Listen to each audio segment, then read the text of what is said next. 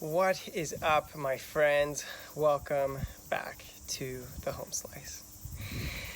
Today I have a bit of an unusual video. We're going to do another little DIY, but before we start that, I'm going to talk to you about a DIY that was really satisfying that I already did. I probably won't recreate this because I've already done it, but maybe in the future, if there's enough demand, I'll do this to another of the set of objects which we are talking about. But before I do that, I'm going to make a recommendation. Are you a knife guy, or a sharpener, or someone who is interested in blades? Are you tired of the same old? Like, do you really not need another Spyderco paramilitary too? Right? In another steel? You know what I would recommend? Get an axe. If you don't already have an axe, or have not done fine sharpening on an axe, man, if you can go outdoors and camp within an hour's drive of where you live and you like knives and sharpening, seriously, get an axe. Okay, because here's the thing. We're all like, oh, big camp knives, awesome, and they are, but they have these huge long edges that you can never put the proper amount of work into. It takes forever to reprofile, it takes forever to sharpen.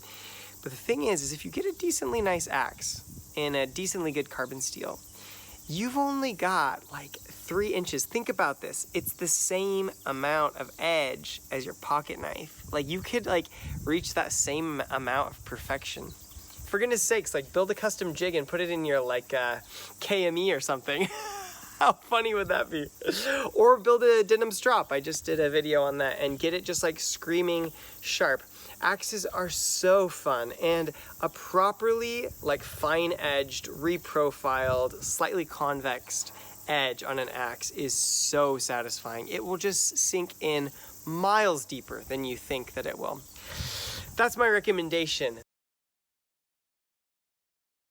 So, coming full circle, I'm going to talk to you about a project I did. A few years back, I was using a big 20-inch Husqvarna carpenter's axe, and I'll review both. I have 2 axes. I'll review them both this year as part of my chopping tournament, so you'll have that to come.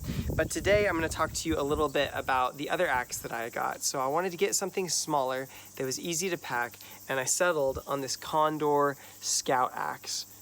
It's got a beautiful hickory handle. This handle is so cool, guys. Like, it has a 3D taper, so it actually gets quite a bit thicker here than it is here. And so even though it doesn't have this aggressive flare, this thing stays in your hand so well. And it's the size and weight of like a carpenter's hammer, like a finish hammer. And so it's so intuitive to swing the Condor Scout axe. It's got a nice sort of beveled, these have got patina through our camping times, but it's got a nice beveled surface on the back here. Comes with a decently good leather sheath, and look at that beautiful profile. Now, when this thing first came, it did not look like this. I'll shoot you a photo of what it looked like when it first came.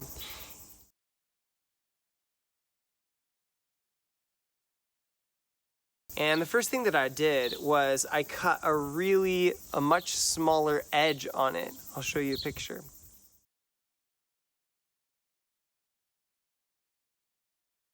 I actually coated this whole thing with multiple layers of tape and put it right to a flat belt sander, and just took the edge as narrow as I could. And the reason why I did that is because I wanted some room. I wanted it to be overly acute so that then I could convex it. After I took the edge really narrow, then I brought the grind back a little bit by taking it up a little higher so I could get into this hollow, and thinned it out a little bit through here. And then finally, I sharpened it to a bit more of a rounded edge just at the tip.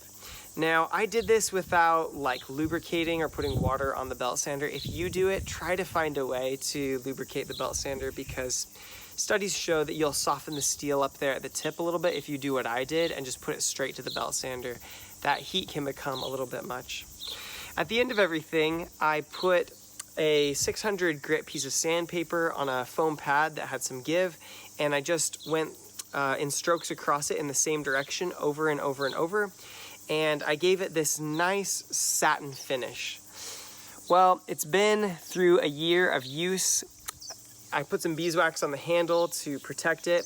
It's been through a year of use. I love this. This is what I bring camping. When I go camping, Condor Scout Axe, Bark River, Fox River EXT1. That's my knife that I bring with me. I take those two, the knife for my food and fire prep, and the axe for my splitting, cutting, chopping wood activities. And that has proved to be everything that I need. And I love this little axe. Because of the year of intensive use, it's got a bunch of patina on here and stuff. So I figured we'd give the old axe a spa treatment today. You got a little review there. We're gonna have a little DIY video of how to give your axe a little bit of a spa treatment. And what I'm gonna do is I'm gonna polish this to nearly a mirror polish and bring that shine back all the way back to here. Now you may say, well, if you use it, then it's gonna react again and it's gonna have more patina, and you would be right. This isn't really like the most reasonable thing to do. I just love my axe and I want to like polish it up to get it a little more friction free and a little bit prettier for another year of outdoors enjoyment. That's what it's about, eh? So come with me, let's do some DIY.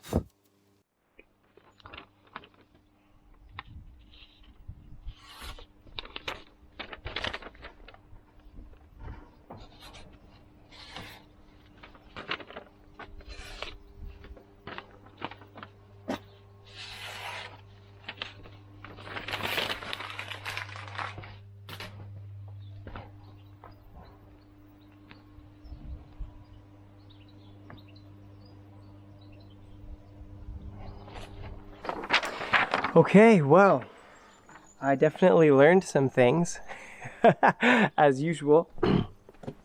I learned you need to sharpen your axe more than once per year because that best number was a kilogram, which is a bit ridiculous. I learned that my grinding job on this wasn't super duper flat.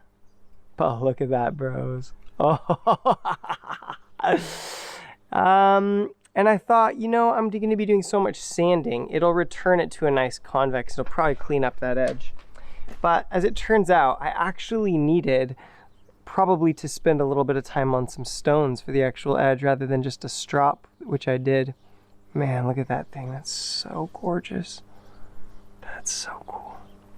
So I'm really pleased with how this turned out. I'm not worried about the texture and shape being a little funny because of my grinding being a little bit poor last year. I think I'm just going to turn this into sort of a yearly tradition, and we'll just do this by hand, polish this guy up by hand every year in the new year, and it'll get closer and closer to just a true smooth convex every time we do that, just due to the nature of the randomness of strokes.